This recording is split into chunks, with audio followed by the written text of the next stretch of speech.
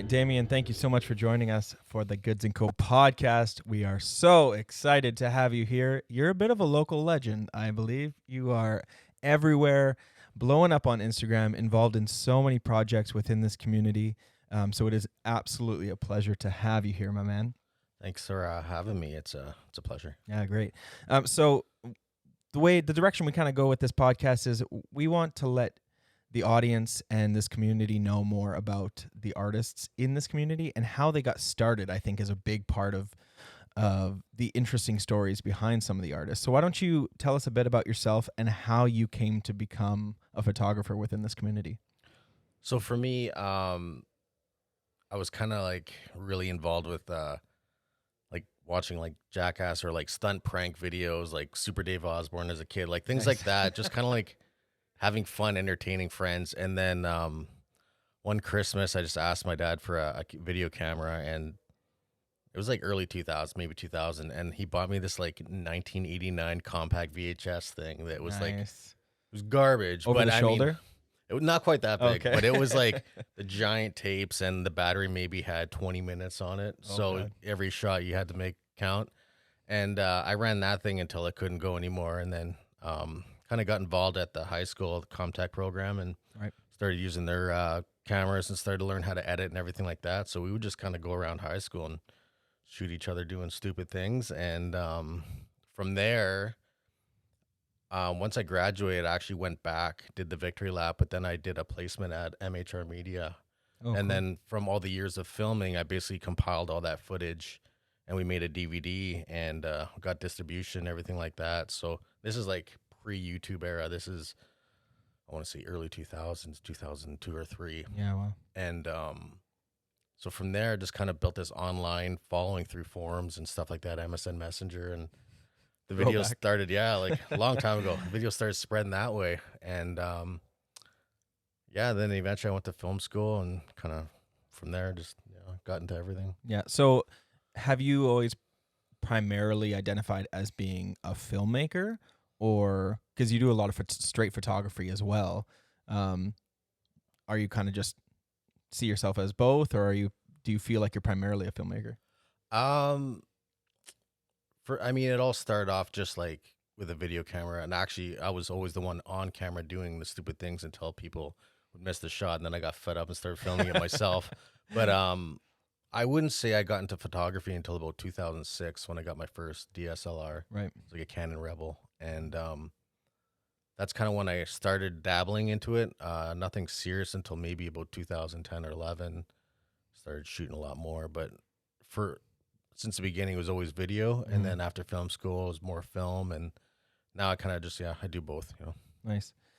So you're from Thunder Bay originally, born and raised, and you have a big involvement in the community. It seems here you really seem to get involved within the local community, whether that's the artisans, restaurants, small businesses, whatever it is. But you're also someone who, according to what I've seen on Instagram, and we've known each other for a couple of years now, you're someone who seems to be always looking for the next adventure. You're someone who loves to travel and whatnot.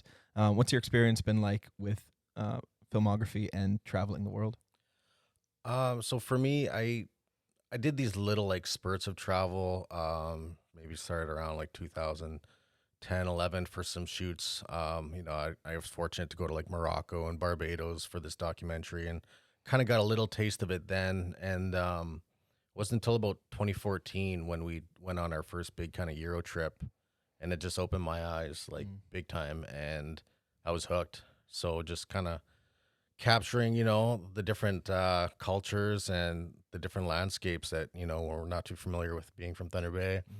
But it actually opened my eyes to what we had here. Like, because up until that point, I never like hiked Sleeping Giant. I never did any of these Right. waterfalls. And so once I seen what was out in the world, I, learned to appreciate what we had in our backyard. And yeah, it just got me hooked. Yeah, no So, kidding. You seem to be a huge advocate, especially, and correct me if I'm wrong, but it seems like over the last 2-3 years, you've really leaned hard into what you can find in Northwestern Ontario. It seems like you've really helped show people, not only people from outside of Thunder Bay, but people within this community, that like if you go for a 20-minute, half an hour, hour-long hike into a bush a certain way, you can find like amazing, amazing locations.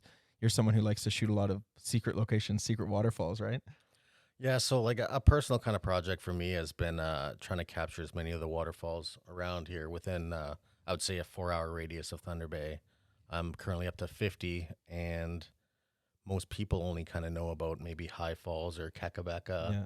but there's just so many more. So for me, it's just been kind of that sense of adventure and almost like treasure hunting, Mm-hmm. looking at old maps and everything like that, and then you kind of bushwhack in, and Right. sometimes you find it and you don't, or it's not as big as you thought, or yeah. So. I'd like to touch too on your Instagram. There's a couple accounts that you're running. I believe. I think I follow them all, I have and too many. too many. But it kind of shows like obviously you're kind of separating the work that you're doing. Can you just kind of enlighten anyone listening to what accounts you're involved in and what may be the difference between them? So my actual my company name is Epica Pictures. So basically anything business related, I've kept separate within that. Mm-hmm. And then my D-Man Gilbert's kind of been like my main art, kind of personal projects, stuff that I kind of just I do it the way I want to do it. There's Mm-hmm. no one telling me otherwise. So that's where I post that.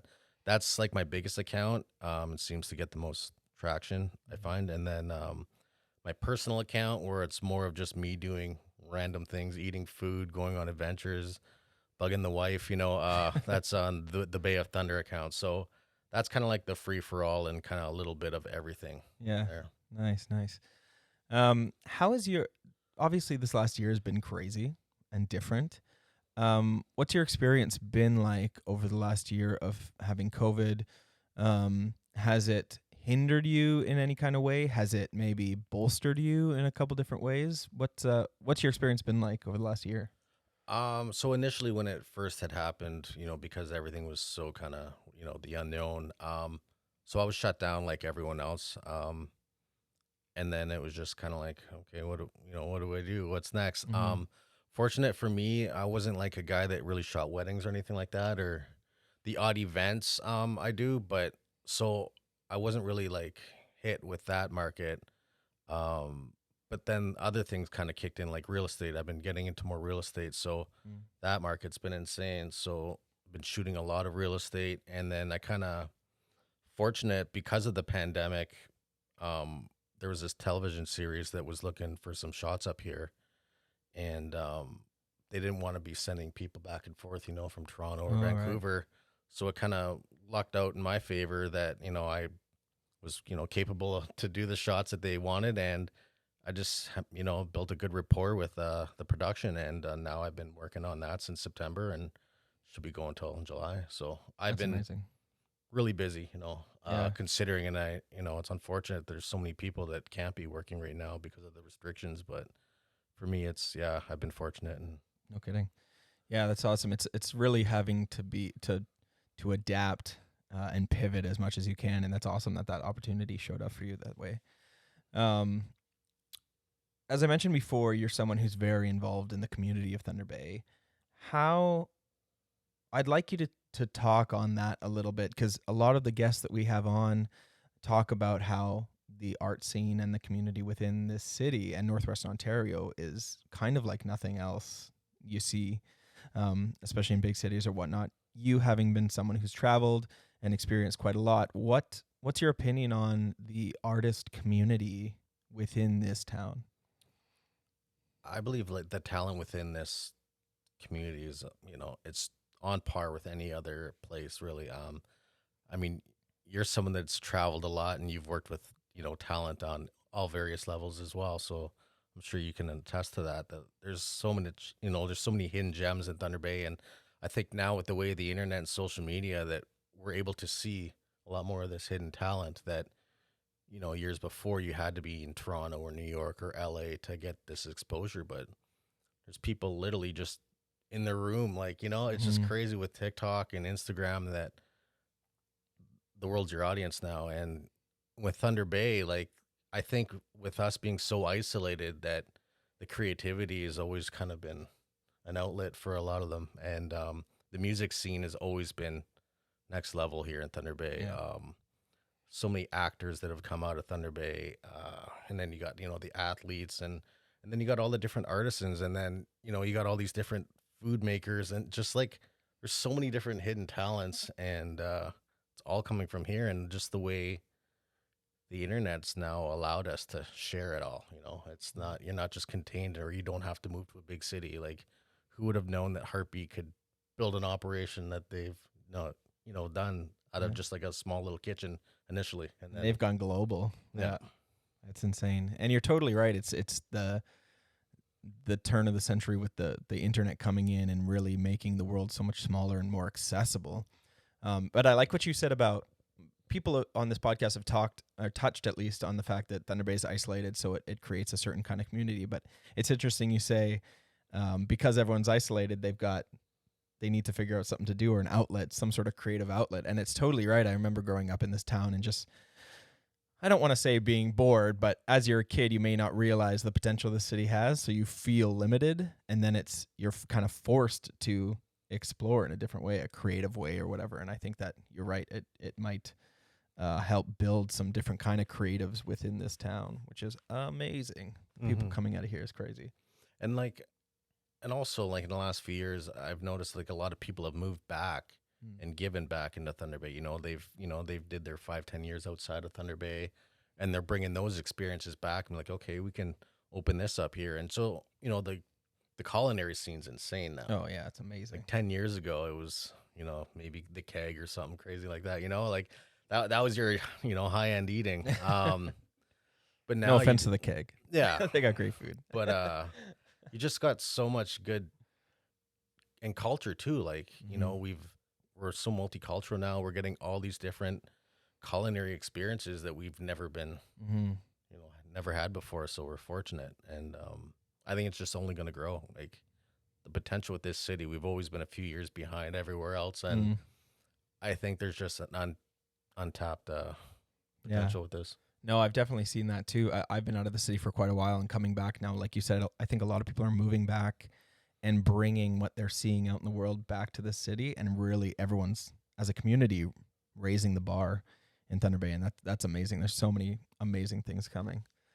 Okay, so let's I want to pull up some of your photos here, or at least we'll go through some of your accounts, and if you've got any good stories, I think people would be really interested. So why don't you actually take this and maybe find a picture that you think, because obviously I know I would say in the last year or two, I follow you pretty aggressively, but it seems like you've really started to blow up even outside of Thunder Bay. Like you're getting a lot of attention from publications from all over the world, and a ton of followers on all your accounts. Are there any pictures that you think have kind of started that trend, or have really started to change the game for you? I found like whenever I post anything local, it's always done way better on my accounts than like say something I thought was like super epic from Iceland or Korea. I don't know if it's because the majority of my followers are from this region, but even when I post something epic from here, like it's reaching those outside places and getting comments. So, like one that I did last year was the first time that I hiked Sleeping Giant. Right. And Which is ridiculous that it's the first time. right? But I heard how gnarly it was. Like you gotta, walk 8 kilometers and then you gotta hike this thing and then back. So us being the way we are, we're like, well, let's do it at night so we can get the sunset. So that ended up being like one of the most epic shots for me. And but just the traction that I got from that, and trying to find it here. Sorry. No, that's fine. You can bring it Yeah, and that's like that Sleeping Giant hike is it's so underrated, I think. The Sleeping Giant in general, I think, is underrated. When people come and experience it that aren't from Thunder Bay, they don't really get it. Actually, I have a funny story. I was helping manage an Airbnb this summer, and someone had come up from the States or Southern Ontario, because they couldn't come from the States, Southern Ontario, to stay there. And they sat on, it was out at behind the Sleeping Giant, and they were looking out, and there's a bunch of islands out there as well. And it's a scene or a landscape that I've seen my whole life, because I've been in the city my whole life. And they said it's very much like sitting in like Greece or the Mediterranean, where there's these kind of pockets of islands and this beautiful landscape. And it's funny because I had seen Greece in previous years, and I remember my mind being blown and just being like, this is incredible. And then I come back to Thunder Bay and I'm just like, oh yeah, that's just what I look at. But then having someone else see it with their mind blown made me appreciate, like, this landscape is incredible that we've got in front of us every single day, winter or summer. It's beautiful. Yeah, and like you said, like we had such an well, I mean, because of COVID, we had a crazy influx of tourism from Southern Ontario. Yeah. Because I worked closely with the supervisor from Sleeping Giant Park, because I had to, do a few things with the project that I'm working on. So he was telling me the numbers that they had this year were beyond anything. Like the parking lot was jammed all the way down the road, and then just all these people from out of town, and a lot of these people would reach out to me because of the photos that I was posting on my Instagram, and kind of getting a little to-do list. So like, I'd give them the common easy ones to get into. I didn't want these people to get lost, but for me, like I said, I never experienced it until this year or last year myself, and it blew my mind. Yeah. And having traveled and being to a lot of these crazy places, I'm like, this is in our backyard. Yeah. So when I posted that, so many people from Thunder Bay, where is this? I'm like, you look at it every day. You literally, it's right across the lake. You look at it every day. I'm like, okay, I'm going to get there and do it. I'm like, well, I'll be prepared, because it's not easy. Yeah. Okay.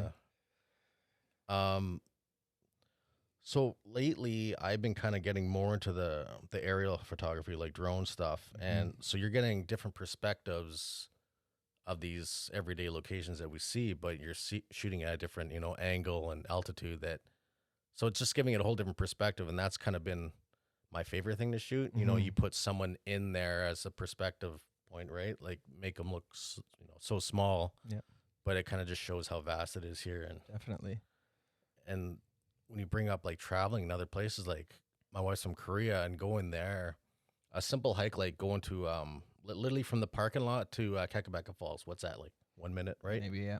There'd be 10,000 people at these spots in Korea like that, just because they need somewhere to go, right? Right. They're all jammed up in the city. The weekend comes around, and then just everyone flocks to any kind of tourist spot. And so we take for granted that we can have these spots to ourselves. Yeah, definitely. Definitely. Even like you said, the parking lot at Sleeping Giant was packed, but that's still only like 50 cars. So maybe there's 100 people there, 150 people there. But you're right, at certain locations that are beautiful and Instagram worthy, at other locations there'd be 10,000 people there. Yeah. You can't get the pictures, you can't enjoy it, you can't really experience that. And for like Sleeping Giant too, there's so many different vantage points and things on that stretch of trail that you could probably put 10,000 people there, but you wouldn't really notice it because it's so yeah, it's and like this winter, I had a lot of photos kind of do well with the unique ice formations that we've been having, and just going at like sunrise and just getting it at a different light just made the big difference, or going just at dusk. So just changing it up from just the bright blue sky, just I thought really kind of accentuated it. Definitely. Okay, so there's one thing I need to ask you about, and you don't have to talk about it if you don't want to, but I think it's amazing. Who is Terry Turnaround, and how did he come to be? Because this is a ridiculous character. So I was in Iceland, and a friend of mine, just like there's this little Zoom app on Instagram story, it like kind of like just does a slow zoom in with this like cheesy song with these hearts. And it was just like to show that our driveway was being done. And I'm like, just thinking, because I had like a ridiculous, like grown out perm. So I just had this big afro and just like a big greasy mustache. So I told, like, we're in our Airbnb in Iceland. And I just like went to Chloe. I'm like, hey, just like put on this thing and just like hold the button. And I just like turned around and just did that turn, whatever, with the hair and the mustache and just the music. I thought I was dying. I don't like laugh at my own stuff, but like people I think would enjoy this. So then from there, I just, whatever I posted it, people were loving it. And then the next one was like me jumping up in this like giant field of lupins, whatever, and doing the same thing. And then just, yeah. And then from there on, everyone's like, oh, when's the next one? So I just started doing it ridiculous places every day in Iceland, and then kind of carried on to Thunder Bay. And then people wanted merch. So then I did a big run of shirts, and I had Keenan designed me a logo for it. So we sold a bunch of shirts, and then couple commercials. Like people were like paying me to be in like That's commercials, like hilarious. advertising their products. And the latest one is for that Casper Transportation, and it's like blown up for them. And then they want to keep using the characters, so I gotta, I guess, grow my hair back out or whatever. And Yeah, bring back the stash. Yeah. That's amazing. That's just how it goes, right? You do one thing that's funny for yourself, and you're like, oh, I'm gonna see if anyone likes this. All of a sudden, now you're a reoccurring character in commercials. You're the face of Casper Transportation. Yeah. Told them you should do a billboard. There's a lack of billboard space right now, so There you go. Terry Turnaround taking over Thunder Bay. yeah. I'm into it. Awesome. Well, Damian, thank you obviously for everything you do for this community. I think it goes without saying that everyone is appreciative of the content that you post and the support that you show for Thunder Bay, and the fact that you're showing the beauty that's out here and trying to drive traffic here. Because I think this city benefits so much from what we had last year in terms of people coming up from Southern Ontario, these staycation ideas of like people from Southern Ontario can drive up here in a day, have a weekend, take a week here, and just experience nature like you won't find anywhere else. It's very unique, and it's awesome that you're such an advocate for that. Once again, just for the end of it, if anyone wants to get in touch with you and or if they want to check out your Instagrams, do you mind sharing those handles for us? Yeah. So my main account that kind of would like people to check out would be by Damian Gilbert, DMANGILBERT, and then the personal account is Bay of Thunder, and the business account is Epica Pictures. So yeah, those are the three. Great. And if they want to get in touch with you to work with you in terms of photography or cinematography, what would be the best way to do that? Either the Epica Pictures or Damian Gilbert. I'm pretty frequent on those. Okay. So yeah. Awesome. Damian, thank you so much for joining us on the podcast. Thanks for having me. Appreciate it. Cheers. Thank you everyone so much for joining us for this episode of the Goods & Co podcast. We have several local entrepreneurs lined up for this season of the Goods & Co podcast, so make sure to subscribe and be notified when new episodes are released. Once again, this episode was brought to you by the new Woodside Bar opening this fall inside the Goods & Co Market downtown Thunder Bay, serving up curated cocktails, delicious wines, and craft beers. Follow along on Instagram at the Woodside Bar. That handle again is at the Woodside Bar.